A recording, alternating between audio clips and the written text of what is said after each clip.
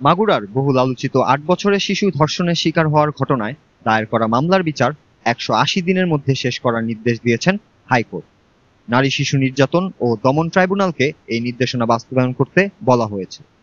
রোববার বিচারপতি ফারা মাহবুব ও বিচারপতি দেবাশিস রায় চৌধুরীর হাইকোর্ট বেঞ্চ এই আদেশ দেন।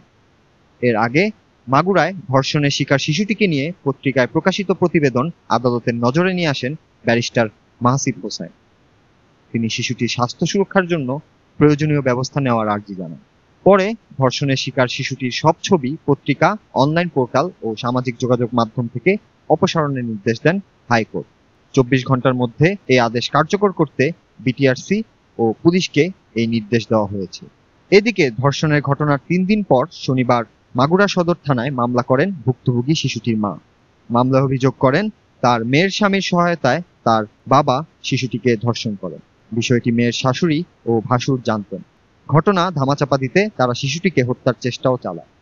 মামলায় শিশুটির বোনের স্বামী, শ্বশুর, শাশুড়ি ও ভাসুরকে আসামি করা হয়েছে। তারা আগে থেকেই পুলিশের হেফাজতে ছিলেন। গত বৃহস্পতিবার বোনের শ্বশুরবাড়ি মাগুরা শহরের নান্দোয়ালি এলাকায় বেড়াতে গিয়ে বোনের শ্বশুর হিটু শেখের লালসার শিকার হয় শিশুটি। ওই দিন বেলা ১১টার দিকে অচেতন অবস্থায় শিশুটিকে মাগুরা ২৫০ শয্যা বিশিষ্ট হাসপাতালে নিয়ে আসেন তার বোনের শাশুড়ি। ওই দিন দুপুরেই উন্নত চিকিৎসার জন্য তাকে ফরিদপুর মেডিকেল কলেজ হাসপাতালে পাঠানো হয়। সেখান থেকে বৃহস্পতিবার রাতেই পাঠানো হয় ঢাকা মেডিকেল কলেজ হাসপাতালে। শুক্রবার রাতে শিশুটির শারীরিক অবস্থার অবনতি হলে তাকে লাইফ সাপোর্টে নেওয়া হয়। শনিবার বিশেষ চিকিৎসক বোর্ডের পরামর্শে তাকে সিএমএইচে স্থানান্তর করা হয়েছে।